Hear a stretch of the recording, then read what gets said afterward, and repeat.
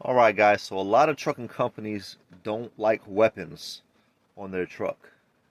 I really don't care. It's 2022. You know, I drive all 48 states. Gun laws are different in every state. In some states right now, police are defunded, so there's no police around, so you really got to defend yourself. So, sorry for you guys. But I keep a little high point 380, you know. It's America's favorite throwaway guns. They're like 150, 250 bucks, somewhere around there. You know, I keep up with my maintenance on mine pretty routine, bro. I take mine apart, clean it, make sure it's functioning properly. At least once a year, even if I don't use it, you know, just for fun, just to be familiar with the gun, be familiar with the weapon I'm holding. I'm also ex-military, so I do have training. I did have a CCW for Vegas, but that's been expired. I also did armed security on the strip, so I have experience, you know. Clean background. Let's not go there. But here's some footage of me taking my gun apart with a little bit of instructions for you guys. And I'm also going to leave 2 instructional video links below because I'm not just going to do the full thing. I mean, there's better videos out than what I can make. So let's get into it. This is how to break down a high point 380. So first, what you want to do, you want to make sure it's empty, right? Slide it to the rear just like this. Now you see this lever right here? Okay, once it gets all the way back, you want to slide it up so it's locked. Next step, there's a pin that goes right here. See this little pin?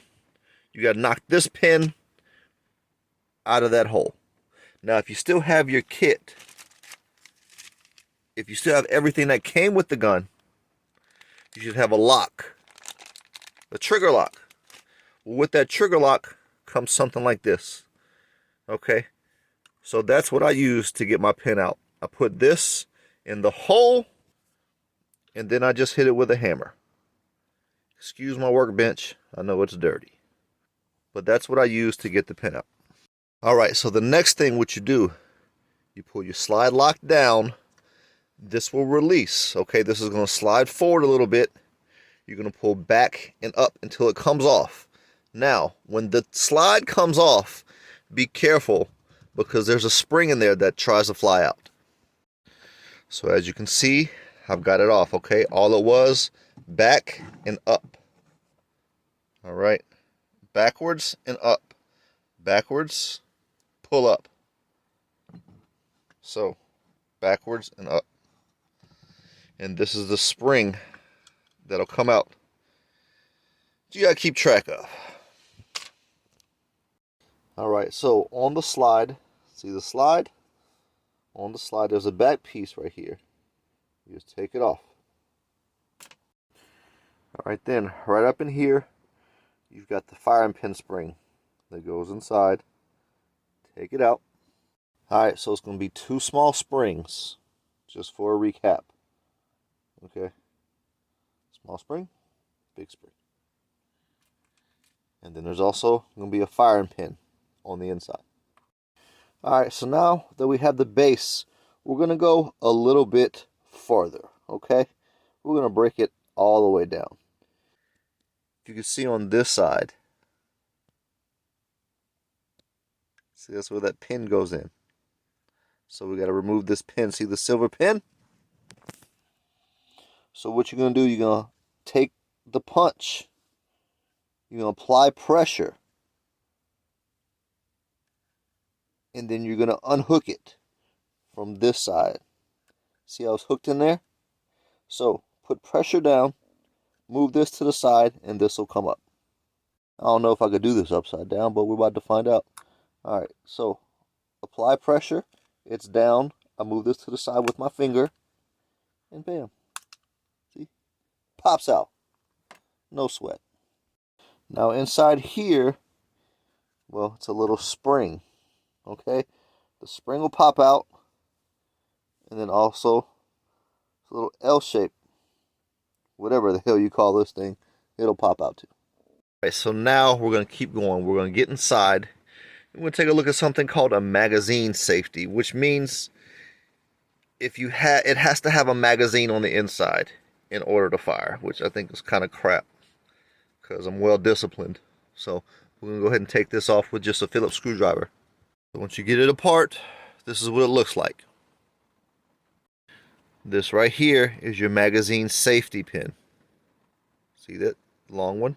Hey, it's what we're taking out. See? All right, now these two pieces are very important. Okay, this is your trigger linkage. You have to make sure these two pieces are pressed together. All right, so we put it back on, and guess what? Look, firing, baby, all day long. See? All day long. All right, now in order to reassemble, all you gotta do is put everything back where you found it. Should have took pictures.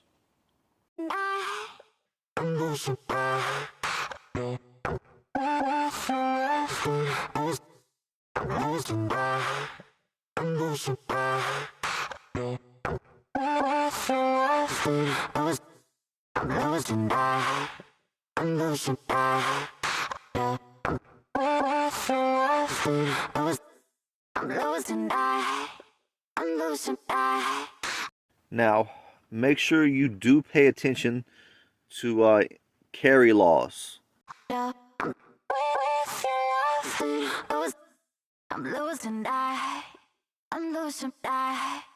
Like there's a certain way you have to carry it. So how I'll do it is my gun is up top on the top bunk, which I don't use, I just use for storage, and it's unloaded. And the ammo is beneath my bunk. So ammo beneath the bunk, and then the gun is unloaded up top separate. Both have to be in locked boxes. That's the transportation rules, basically. Now, I know you're saying, well, it's going to be hard to get to. Well, when you're sleeping, you can take it out and load it. I do. I take it out and load it. I sleep with it next to me. But when I'm driving, I mean, it is what it is. I've got hammers next to me. I got a huge pick.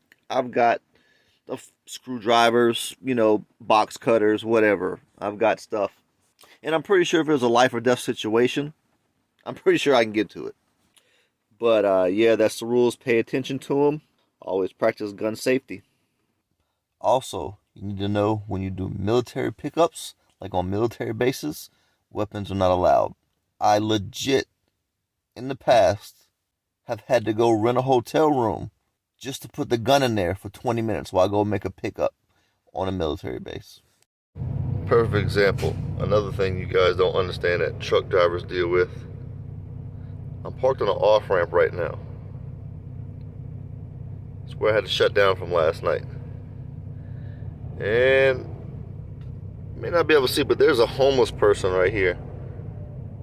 Right there, in that little spot. It's a homeless person. He's most likely going to ask me for help or a ride. Neither one of them I'm going to give him.